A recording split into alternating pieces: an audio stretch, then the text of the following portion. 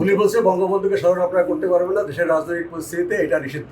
খবর দেওয়া ছিল যে বাংলাদেশ জাসদ আমরা শোক প্রকাশ করতে পারছি না। হ্যাঁ, পুলিশ আমাদের অফিস অবস্থান নিয়েছে। মাননীয় স্বরাষ্ট্রমন্ত্রীর সঙ্গে আমি কথা বলেছি, আমাদের মাননীয় সাধারণ সম্পাদক নাজমুল প্রধান কথা বলেছেন, তিনি শুনেছেন যে তিনি আমাদেরকে কিন্তু প্রোগ্রাম বন্ধ করতেও বলেননি, প্রোগ্রাম অব্যাহত রাখতেও বলেন।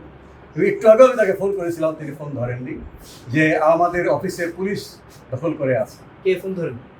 মাননীয় স্বরাষ্ট্রমন্ত্রী, যে আপনি ব্যবস্থা নিন, আমরা প্রোগ্রাম করতে পারছি না।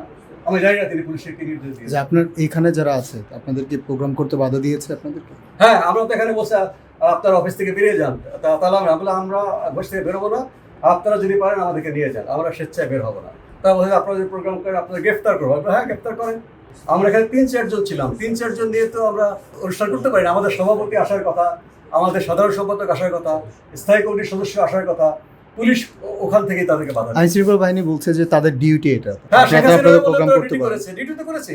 বলছে আপনারা হাসিনার আমলে একই ডিউটি করেছেন, এরশাদের আমলে একই ডিউটি করেছেন, হাসিনার আমলে যাদেরকে বাধা দিয়েছেন তারা আজকে প্রধানমন্ত্রী মন্ত্রী হয়েছে। কাজে আমরা আপনার কথা শুনবো না, আমরা রাজনৈতিক ব্যক্তি। কাজে আপনারা আপনার ডিউটি করেন, আমরা আমাদের ডিউটি করবো, ও ভবিষ্যতে যা হবার তাই হবে। কাজে তাদের এই, আমি পুলিশকে ব্যক্তিগতভাবে কিছু বলছি না, কারণ তারা অবশ্যই রাজনৈতিক সিদ্ধান্ত অনুযায়ী কাজ করেছে।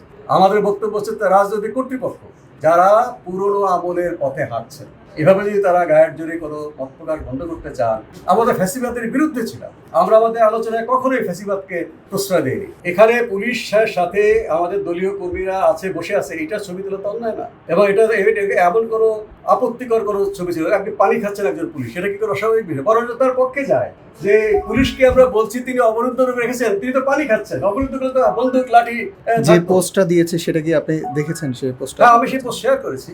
সেই পোস্টটাও তারা বলছে, এখানে খবর দেওয়া ছিল যে বাংলাদেশ জাসদ আমরা শোক প্রকাশ করতে পারছি না। হ্যাঁ, পুলিশ আমাদের অফিস অবস্থান নিয়েছে, অবরুদ্ধ অবস্থান নিয়েছে।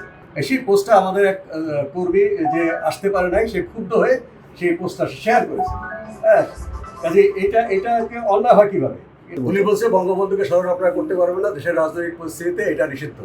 আমরা বললাম নিষিদ্ধ হচ্ছে, নিষিদ্ধ ঘোষিত আওয়ামী লীগের কর্মীরা যেন জমায়েত হতে না পারে, সেটাই হচ্ছে পুলিশের তৎপরতার অংশ। এখানে কোনো আওয়ামী লীগের প্রোগ্রাম না, এটা বাংলাদেশ জাসদের প্রোগ্রাম, যারা আমরা গণঅভ্যুত্থানের অঙ্গনভাবে জড়িত ছিলাম। এবং এই নির্বাচনে সরকারকে অভিনন্দন জানিয়েছি। আমরা অন্তর্বর্তী সরকারের সঙ্গেও আমরা অভিনন্দন জানিয়েছি। অন্তর্বর্তী সরকারের সময় আমরা 2024 এবং 25 একই প্রোগ্রাম করেছি, একইভাবে।